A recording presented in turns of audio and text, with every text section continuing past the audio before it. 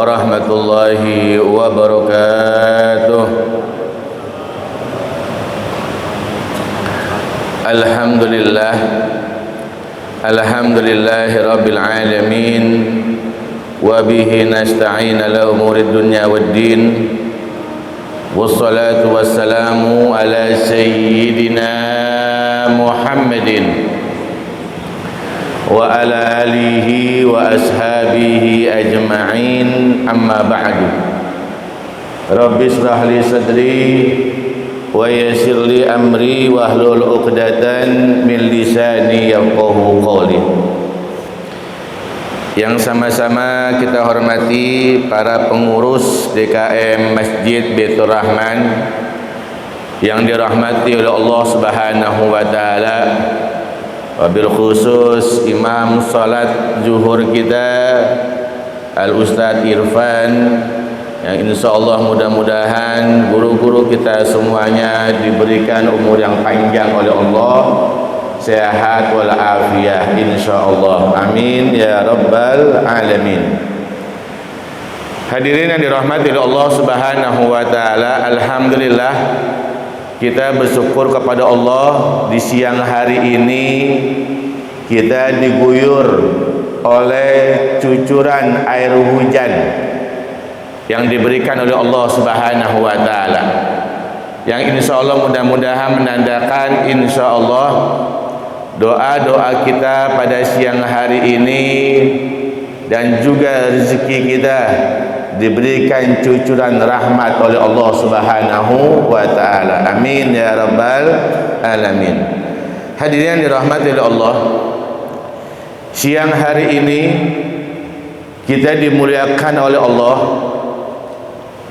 untuk berada di tempat yang mulia, dalam waktu yang mulia, suasana yang mulia, untuk mengkaji ilmu-ilmu mulianya Allah Subhanahu wa taala.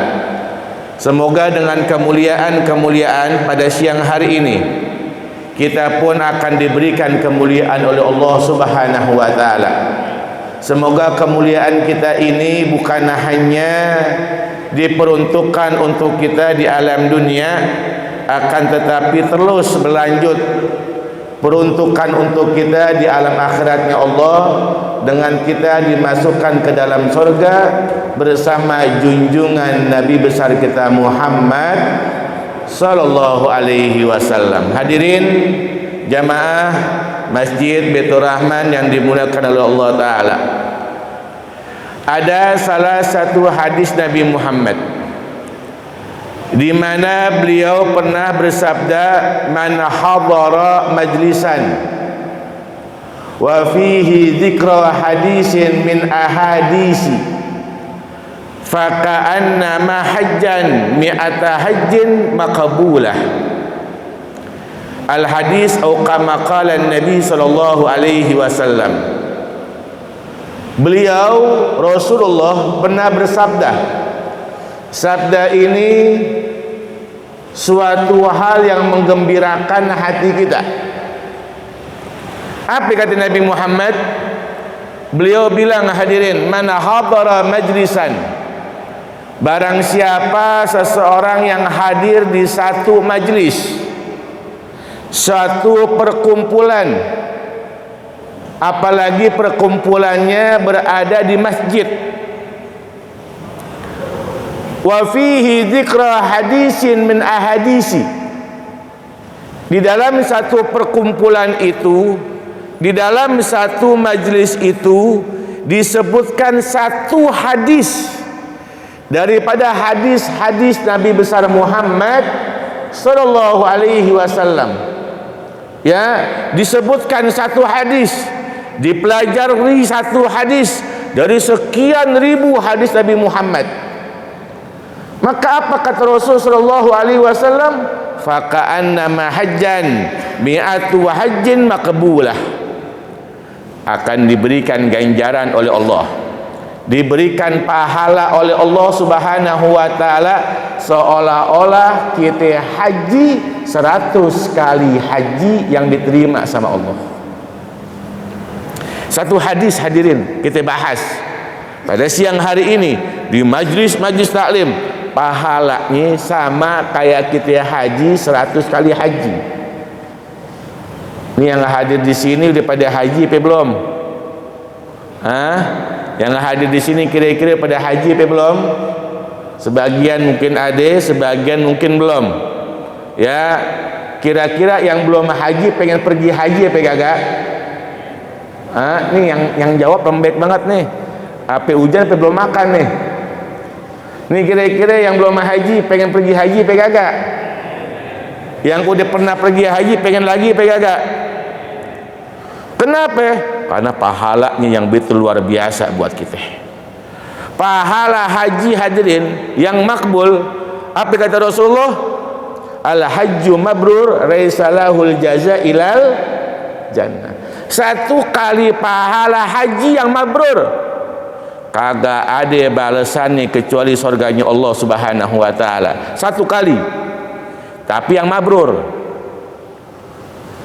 Jutaan orang yang berangkat haji hadirin, maaf, belum tentu semuanya mabrur. Walaupun kita berdoa mudah-mudahan saudara-saudara kita yang berangkat haji, berangkat umrah, mereka semuanya makbul insya Allah. Tapi belum tentu. Kenapa? Orang-orang pilihan. Kenapa orang-orang pilihan? Karena tergantung niat masing-masing orang-orang yang menunaikan ibadah haji. Tapi kalau seandainya mabrur satu kali aja, itu pahalanya apa? Ganjarannya surga. Gimana 100 kali haji yang diterima sama Allah, yang makbul? Bagaimana? Surga mungkin insya Allah bersama Nabi Muhammad sallallahu alaihi wasallam. Cuman hadirin maaf, Allah tahu kemampuan hamba-hambanya. Allah tahu kemampuan kita semuanya. Jangan lagi ribuan, ratusan kali haji. Satu kali haji mungkin kita belum bisa. Tetapi kita umat Nabi Muhammad, hamba-hambanya Allah, diberikan begitu hebat pahala oleh Allah. Walaupun kalian belum pernah pergi haji, tapi bisa mendapatkan pahala-pahala haji yang didapatkan oleh mereka-mereka yang menunaikan ibadah haji secara makbul. Insya Allah keluar dari sini nih hadirin antum semuanya, insya Allah kagak lenggang begitu aja, tapi insya Allah bawa pahala yang banyak, bawa pahala yang banyak, bawa barokah yang banyak, dan mudah-mudahan ilmu kita yang kita kaji pada siang hari ini bermanfaat untuk kita. Amin ya rabbal alamin. Untuk merealisasikan apa kata Rasul sallallahu alaihi wasallam tadi, ya, barang siapa yang membaca satu hadis daripada hadis Nabi, maka seolah-olah dia mendapatkan pahala 100 kali haji. Maka kita baca hadis Nabi Muhammad sallallahu alaihi wasallam yang berkenaan tadi yang diumumkan oleh Ustadz Irfan tentang diterima atau ditolaknya doa kita oleh Allah Subhanahu wa taala. Hadis yang diriwayatkan oleh sahabat Nabi Muhammad yang bernama Sayyidina Abu Hurairah radhiyallahu taala anhu. Kita mungkin sering dengar Pak ya nama Abu Hurairah. Kalau kita ngaji-ngaji nih hadirin di majlis taklim, itu kita kagak jarang mendengarkan nama seorang sahabat Nabi yang bernama Abu Hurairah. Ini beliau sahabat yang paling banyak meriwayatkan hadis. Itu Abu Hurairah yang paling banyak. Padahal beliau masuk Islamnya itu akhir-akhir di tahun ke-7 Hijriah, bertemu amin Nabi 3 tahun sebelum wafatin Nabi. Cuman beliau daya hafalnya begitu luar biasa sehingga beliau menjadi sahabat yang meriwayatkan hadis Nabi yang paling banyak. Beliau ini punya nama, asli nama beliau Abu Hurairah, ya, asli namanya yang pertama sebelum beliau masuk Islam, beliau adalah seseorang yang beragama Majusi. Akhirnya beliau mempunyai nama di agama Majusinya adalah Abdus Samsi. Abdus Samsi, hambanya matahari.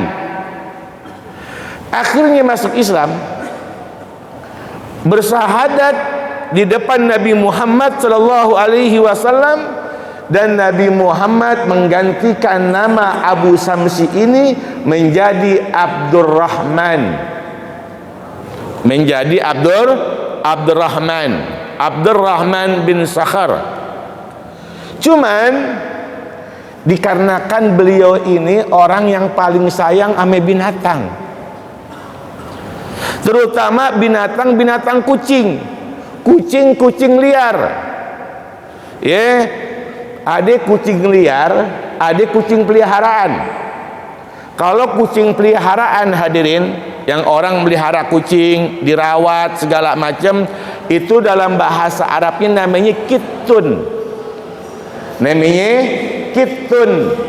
Itu namanya kucing peliharaan. Tapi kalau kucing-kucing liar, ya, yang dapat makan seadanya, kadang-kadang berantem sama temennya buat mendapatkan makan, ngorek-ngorek tempat-tempat sampah, maka itu dinamakan hirun. Jadi ada kitun, ada hirun. Nah, Sayyidina Abu Hurairah ini saking demennya ame kucing, nggak bisa ngelihat kucing-kucing di jalanan, beliau kasih makan. Beliau sampai beliau ini rela kagak makan, jatahnya beliau kagak makan untuk kucing-kucing jalanan. Dipelihara ame beliau, kadang-kadang dimasukkan ke kantongnya. Ditanya ame Nabi, apaan tuh wahai Abdurrahman? Ini kucing ya Rasulullah. Maka saat itulah Nabi Muhammad menjulukan beliau Hurairah, Abu Hurairah. Apa artinya Abu Hurairah? Bapaknya anak kucing. Bapaknya anak kucing, namanya Abu Hurairah. Hadirin, itu sejarah singkat tentang Abu Hurairah radhiyallahu taala anhu, yang mudah-mudahan Allah redha kepada beliau. Qala, beliau berkata, qala Rasulullah sallallahu alaihi wasallam, bersabda Nabi Muhammad sallallahu alaihi wasallam, innallaha thayyibun, innallaha thayyibun, kata Rasulullah, sesungguhnya Allah itu thayyib. Apa artinya thayyib? Baik, bagus. Menurut ulama yang mensarahkan ini hadis, makna thayyib di sini artinya adalah Allah itu sempurna. Allah itu sempurna, artinya Allah kagak mempunyai kekurangan, Allah kagak mempunyai celah, Allah kagak mempunyai aib. Allah zat yang maha sempurna. Sempurna zatnya, sempurna sifatnya, sempurna segala-galanya. Itu Allah subhanahu wa ta'ala. Innallaha thayyibun, sesungguhnya Allah itu maha sempurna. La yaqbalu illa thayyiban. Allah kagak menerima dari hambanya kecuali yang baik-baik. Allah kagak menerima dari hambanya kecuali yang baik-baik. Contoh, maaf, kayak kita sholat, sholat kita kalau seandainya penuh ame persyaratan dan rukunnya, sembahyang kita sah, sholat kita sah. Tapi maaf hadirin, belum tentu diterima. Kategori sah belum tentu diterima. Kayak orang umroh, kayak orang haji, syarat umroh, syarat haji dijalanin ame dia, dipenuhin ame dia. tapi belum tentu walaupun sah diterima sama Allah Subhanahu wa taala. Sah belum tentu diterima. Ya. Kenapa begitu? Karena tadi la yaqbalu illa thayyiban. Allah kagak menerima ibadah hambanya kecuali dengan yang baik-baik. Apa maksudnya? Hati kita baik diantaranya. Hati kita baik. Kita solat ni mau apaan? Solat kita ni ria apa kagak? Solat kita ni punya niatan sombong apa kagak? Kalau seandainya sembahyang kita ria, sembahyang kita karena sombong, iya sah sembahyang kita, sah solat kita, tapi belum tentu Allah Subhanahu wa taala terima. Berarti solat kita hanya menjatuhkan keguguran kewajiban kita. Ya, Allah kagak terima kecuali yang baik-baik. Mudah-mudahan hati kita semuanya baik ketika ibadah hamba Allah, sehingga Allah menerima semua ibadah-ibadah kita insya Allah. Wa innallaha amaral mu'minina bima amaral mursalin.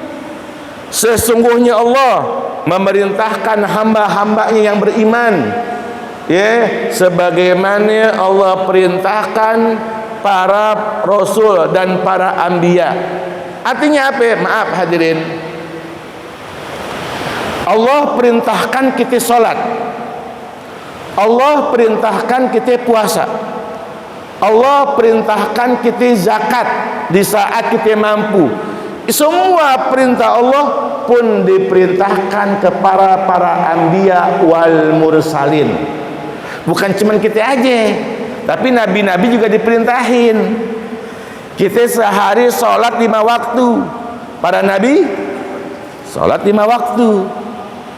Ya, diperintahin sama Allah Subhanahu wa taala. Nabi Muhammad diperintahin sembahyang 5 waktu. Kita diperintahin nih puasa di bulan Ramadan. Nabi Muhammad juga diperintahin puasa di bulan Ramadan. Artinya bukan mentang-mentang Nabi mempunyai dispensasi. Oh, umatnya 5 waktu, Nabi 2 doang. Enggak. Oh, umatnya 1 bulan untuk puasa, buat Nabi 2 minggu. Enggak, sama.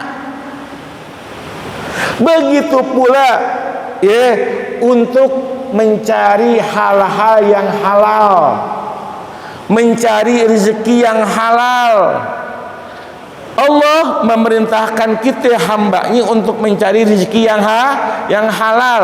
Begitu pula lebih-lebih lagi kepada Nabi Muhammad sallallahu alaihi wasallam. Sebagaimana Allah Ta'ala mengatakan, ya ayyuhar rusul kulu min thayyibati wa'malu salihah. Wahai segenap para rasul, ya, makanlah dari sesuatu yang baik-baik, wa'malu salihah, dan beramal salehlah kalian, kata Allah. Memerintahkan kepada para rasulnya sebagaimana Allah perintahkan kepada kita, ya ayyuhalladzina amanu kulu min thayyibati ma razaqnakum waskuru lillahi in kuntum iyyahu ta'budun. Sebagaimana Allah perintahkan, Allah firmankan kepada hamba-hambanya, wahai orang-orang yang beriman, makanlah kalian dari hal-hal yang baik, dari hal-hal yang halal. Artinya apaan hadirin? Artinya ialah Allah Subhanahu wa taala ya memerintahkan suatu perintah enggak tibang pilih. Kalau merasa hamba, kalau diri kita merasa hambanya Allah, maka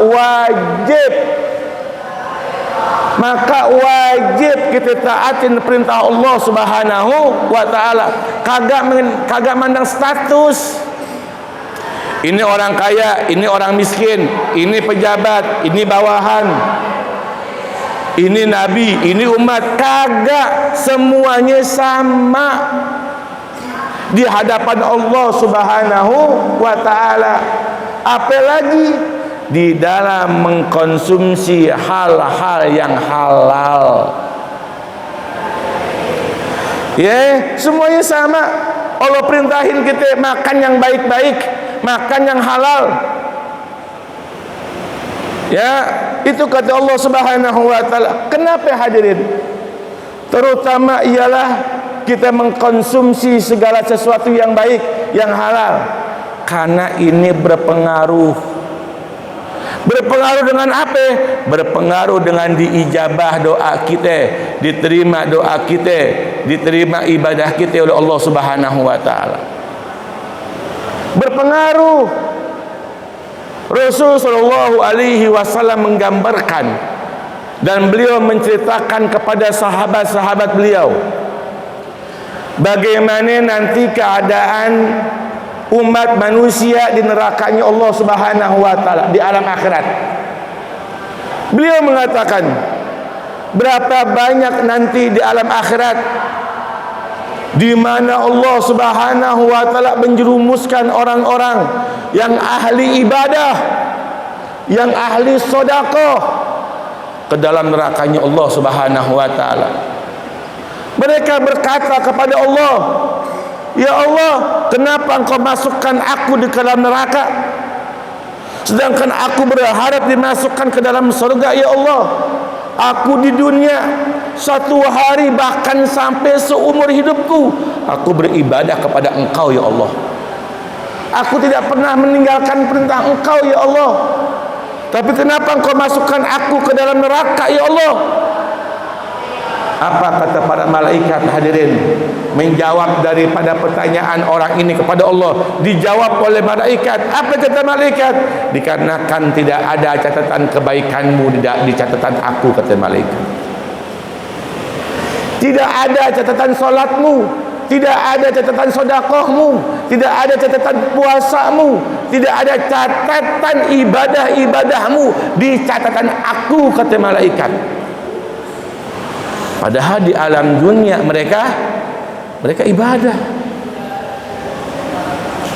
Ditanya lagi oleh para malaikat, oleh mereka semuanya, kenapa tidak ada catatannya? Bukankah engkau malaikat yang tidak pernah alpa sedikit pun terhadap perintah Allah untuk mencatat amal-amal hamba-hambanya Allah? Apa kata para malaikat? Karena kalian beribadah dengan rezeki yang haram. Di saat kalian ibadah, di perut kalian banyak makanan-makanan haram. Di saat kalian beribadah, di lemari kalian banyak uang-uang yang haram. Di saat kalian beribadah, banyak kezaliman yang kalian perbuat terhadap umat-umat yang lainnya. Itu kata para malaikat hadirin. Kepada orang-orang yang gemar untuk mengkonsumsi hal-hal yang haram. Akhirnya Rasul sallallahu alaihi wasallam beliau mencontohkan, beliau mengibaratkan. Apa kata Rasulullah? Summa dzakara rajula yutilus safar asa akbara yamuddu yadayhi ila sama, ya rab ya rab, wa mat'amuhul haram wa masrabuhul haram wa malbasuhul haram wa ghudhiya bil haram fa anna yustajabu laha. Rasul mengibaratkan ada seorang hamba di mana hamba ini dalam keadaan lusuh setelah menempuh perjalanan yang panjang. Misal begini hadirin, misal kita menempuh jalanan ke Mekah, ke Masjidil Haram, kita umrah, kita haji,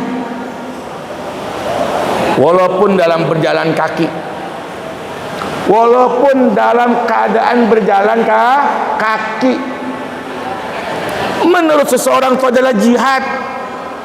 Itu tindakan yang bagus, tindakan yang luar biasa, pengabdian mereka kepada Allah Subhanahu wa taala. Akan tetapi kata Nabi Muhammad sallallahu alaihi wasallam, wa mat'amuhul haram wa masrabuhul haram wa malbasuhul haram wa ghudhiya bil haram. Akan tetapi orang tersebut sering makan makanan yang haram. sering minum minuman yang haram, pakaian-pakaian mereka dari hasil yang haram, mereka korupsi misalnya, mereka memakai hak-hak orang lain, mendolimi orang-orang lain, wa ghudhiya bil haram. Semua yang ada di dalam diri mereka adalah hal-hal yang haram. Apa kata Rasulullah? Fa anna yustajabalah. Bagaimana orang ini bisa diterima doanya oleh Allah Subhanahu wa taala? Di Masjidil Haram, walaupun di Multajam, hadirin, walaupun di Masjid Nabawi, mereka berdoa di Raudhah. Yang kita kenal doa kita diijabah ketika kita berdoa di Raudhah, atau kita berdoa di makam Nabi Muhammad sallallahu alaihi wasallam, kita nangis darah, kita bilang amin Allah, ya Rabb, ya Rabb, ya Allah kabulkanlah doa aku, ya Allah, ya Allah, ya Allah. Akan tetapi maaf hadirin, ya, rezeki kita buat pergi haji, rezeki kita buat pergi umrah dari hasil yang haram. Bisa nipu orang lain, bisa curangin orang lain, mengambil hak-hak orang lain. Kira-kira kayak begitu doa kita diijabah tapi kagak sama Allah. Nggak bakal diijabah sama Allah Subhanahu wa taala. Ya, kita sembahyang malam saban hari, ratusan rakaat, kita puasa yang sunnah-sunnah kita jalanin, tapi kita sering makan makanan yang haram. Demi Allah, apa yang kita minta nggak bakalan diterima sama Allah Subhanahu wa taala. Apa yang kita doakan nggak bakalan diijabah oleh Allah Subhanahu wa taala. Jadinya di antara salah satu syarat diijabah doa-doa kita oleh Allah, yang pertama, kita makan makanan yang halal. Makan makanan yang halal, pakai semua sesuatu yang halal. Ini kayak begini nih, maaf nih hadirin, maaf, ini sering terjadi di masjid-masjid, terutama masjid-masjid kantor. Ya, terutama nih masjid kantor. Kita kan kalau ke kantor ini pakai sepatu. Ya, kalau ke kantor pakai sepatu. Kita lepas sepatu kita mau sholat. Kita wudu, tapi wudunya pakai sendal orang lain. Pakai sendal orang lain. Tanpa kita bilang, ya, sendal jepit ini bukan pakai sepatu gue mahal, nggak bisa kena air, dia pakai sendal orang tanpa bilang sama itu orang. Ya, ini namanya gosok, dan gosok itu hukumnya haram. Kan kita balikin, Ustaz. Iya, kita balikin. Kita bukan maling, kita bukan mencuri, tapi itu namanya gosok. Apa artinya gosok? Meminjam atau memakai barang orang lain walaupun mempunyai niat untuk membalikannya. Ini namanya gosok. Kita ke masjid dari rumah misalnya, pakai sendal anak kita walaupun kita yang beliin, tapi itu punya siapa? Punya anak kita. Kita nggak bilang. Ini banyak nih. Ini maaf nih ya, ini karena aneh ngomong kayak ini karena kebanyakan begitu. Sendal kita yang bagus-bagus, sendal anak kita jelek, kita pakai sendal anak kita tanpa kita bilang, yang beliin gue ini. Iya, yang beliin kita, tapi udah jadi hak siapa? Anak kita. Ya, nih kayak begitu aja bisa-bisa sembahyang kita gak diterima sama Allah. Bisa-bisa salat kita ditolak sama Allah Subhanahu wa taala walaupun salat kita sah. Makanya hati-hati. Na'udzubillahi min dzalik. Tuh, yang pertama syaratnya diterima doa kita sama Allah, yang pertama mengkonsumsi hal-hal yang halal. Yang kedua, memakai pakaian yang halal. Yang ketiga, mempunyai niatan yang bagus di hati kita sama Allah Subhanahu wa taala. Dengan begitu insyaallah segala doa-doa kita diijabah sama Allah Subhanahu wa taala. Amin ya rabbal alamin. Hadirin yang dirahmati oleh Allah, mungkin penjelasan satu hadis ini kita cukupkan sampai sekian. Mungkin di antara antum ada yang mau nanya, fadhal. Mungkin ada yang mau nanya, kami persilakan.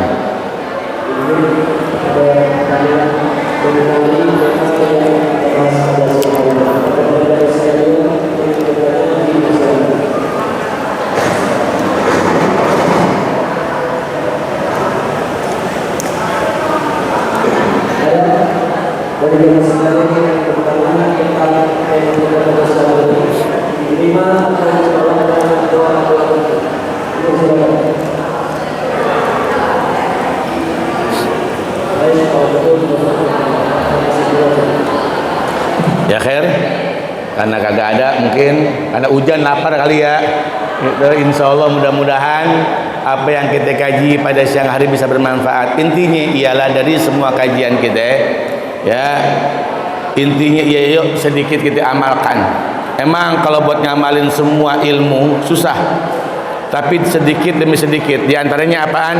Kita cari rezeki yang halal. Insya Allah dengan yang halal kita dapat, kita pun mendapat keberkahan dari Allah Subhanahu wa taala. Kita baca berdoa. Insya Allah mudah-mudahan doa kita diijabah oleh Allah. Kita baca suratul Fatihah. Yang lagi sakit insya Allah diberikan kesembuhan oleh Allah Subhanahu wa taala. Dan kita semuanya panjang umur, sehat walafiat, dan ibadah kita diterima oleh Allah. Anak-anak kita jadikan anak-anak yang saleh dan salehah. Ala hadhihi niyah al-Fatihah.